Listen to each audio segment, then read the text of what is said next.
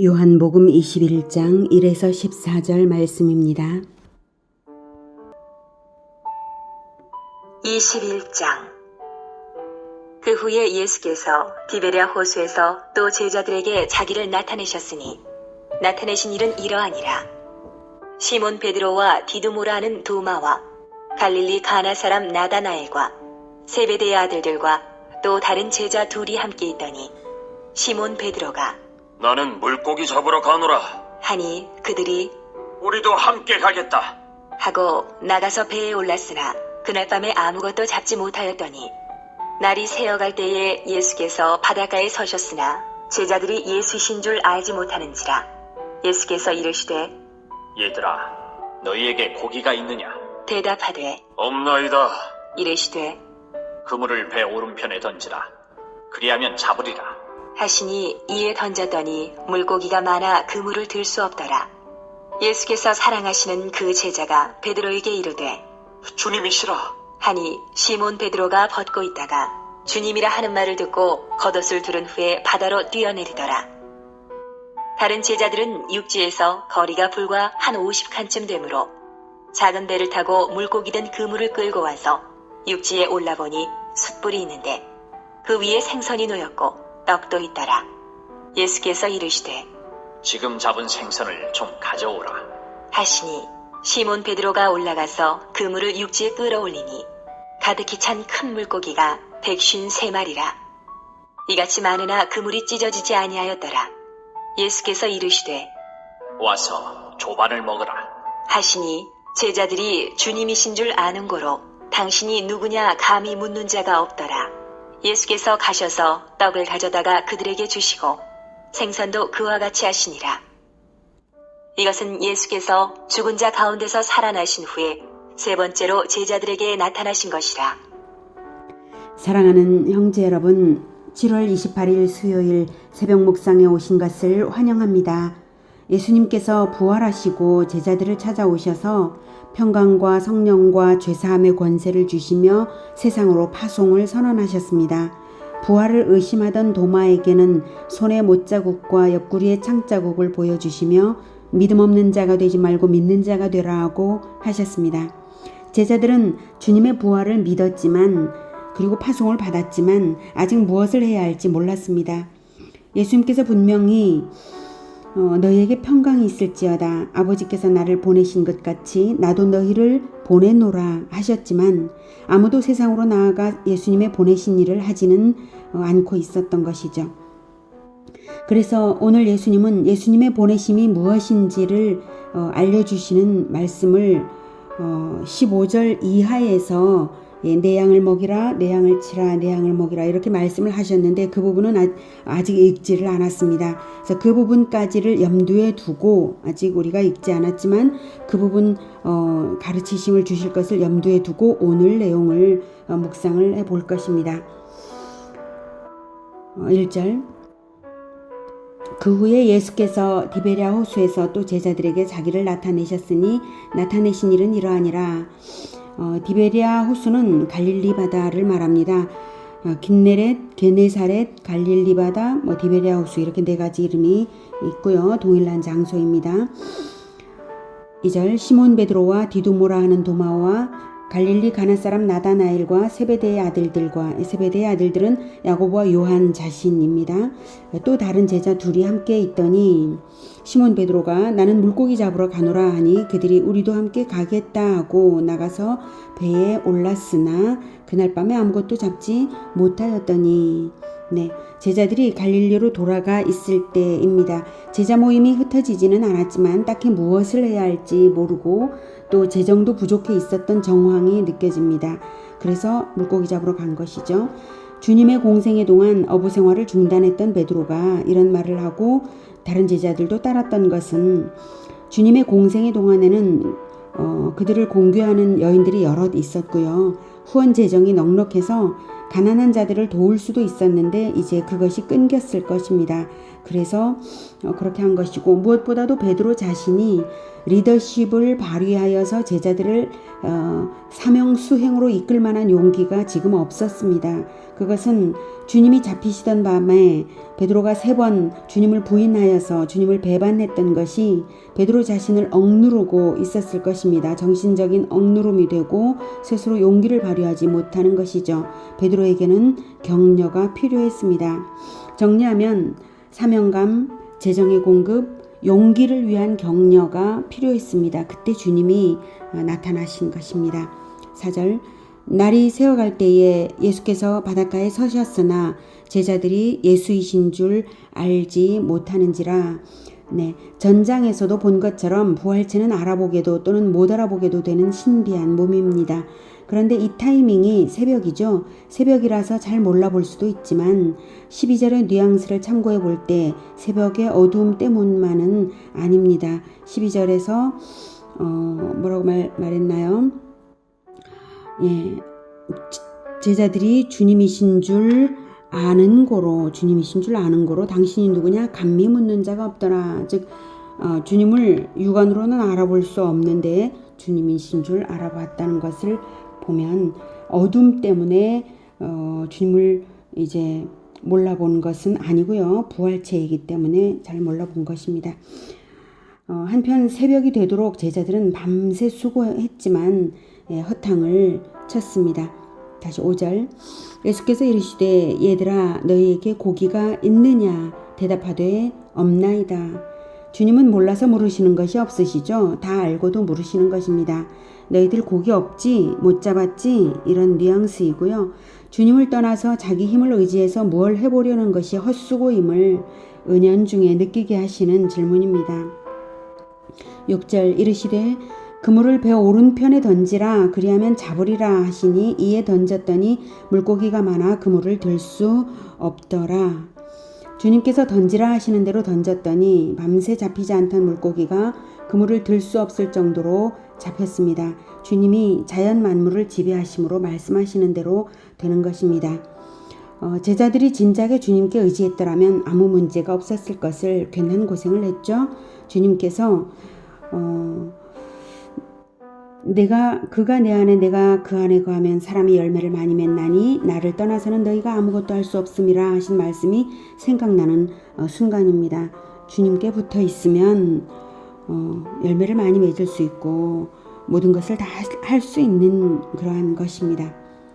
7절 예수께서 사랑하시는 그 제자가 베드로에게 이르되 주님이시라 하니 시몬 베드로가 예수께서 사랑하시는 그 제자는 요한이고요. 요한이 주님이시라 라고 말한 거죠. 시몬 베드로가 벗고 있다가 주님이라 하는 말을 듣고 겉옷을 두른 후에 바다로 뛰어내리더라. 베드로의 행동에서 베드로의 마음을 엿볼 수 있습니다. 일하기 위해 위통을 벗었던 베드로는 주님을 만나기 위해 겉옷을 두른 것인데요. 바다로 뛰어내려 헤엄쳐 올 생각이면 입었던 옷이라도 벗어서 뛰어들었어야 할 것을 베드로는 반대로 하고 있는 것입니다. 그만큼 주님에 대한 생각으로 가득 차 있었던 베드로였음을 알 수 있습니다. 제자들 중 그 누구보다도 주님을 뜨겁게 사랑하고 있었던 베드로입니다. 주님이 잡히시던 밤에 3번이나 부인하여 배반하던 베드로의 모습을 생각해 볼 때에 그동안 베드로 자신이 마음의 괴로움이 그동안에 얼마나 컸을까 이것을 또한 짐작될 수 있습니다. 8절 다른 제자들은 육지에서 거리가 불과 한 50칸쯤 되므로 50칸은 헬라어 원문에는 50칸이 200규빗으로 나와 있습니다. 약 90m 정도에 가까운 거리고요. 작은 배를 타고 이것은 원래 그 배가 작은 배여서 작은 그 배를 타고 물고기 든 그물을 끌고 와서 육지에 올라보니 숯불이 있는데 그 위에 생선이 놓였고 떡도 있더라.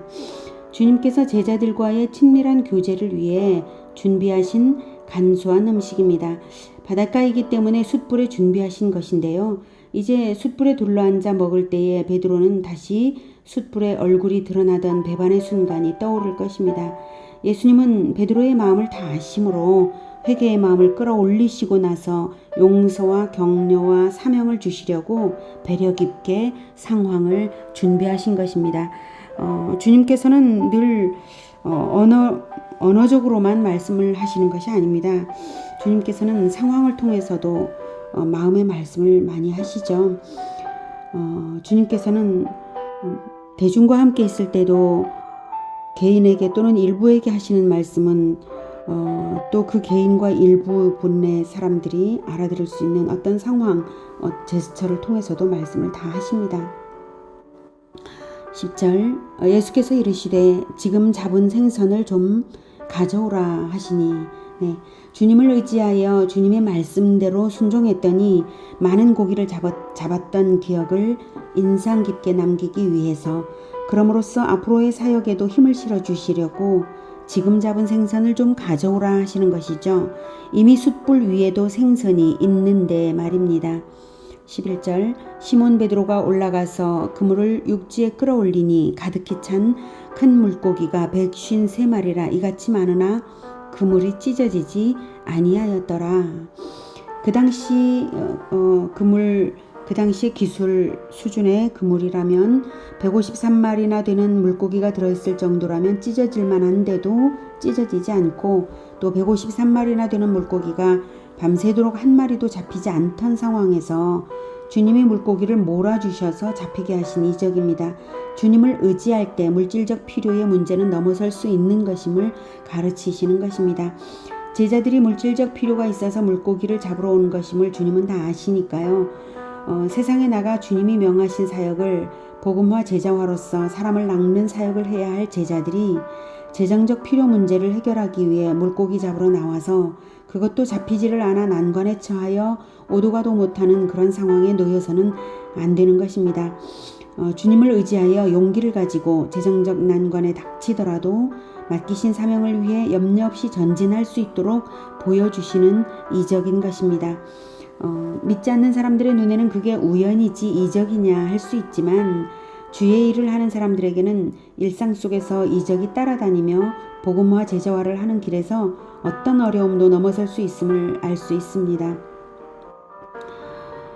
12절 예수께서 이르시되 와서 조반을 먹으라 하시니 제자들이 주님이신 줄 아는 고로 당신이 누구냐 감히 묻는 자가 없더라. 주님의 모습을 육안으로는 선명하게 식별할 수 없었지만 정황으로 보아서 그분이 주님이심을 제자들은 알아본 것이죠.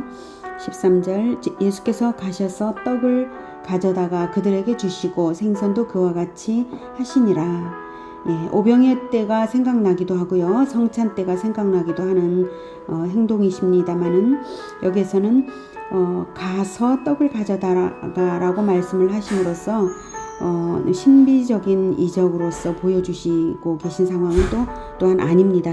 14절 이것은 예수께서 죽은 자 가운데서 살아나신 후에 세 번째로 제자들에게 나타나신 것이라.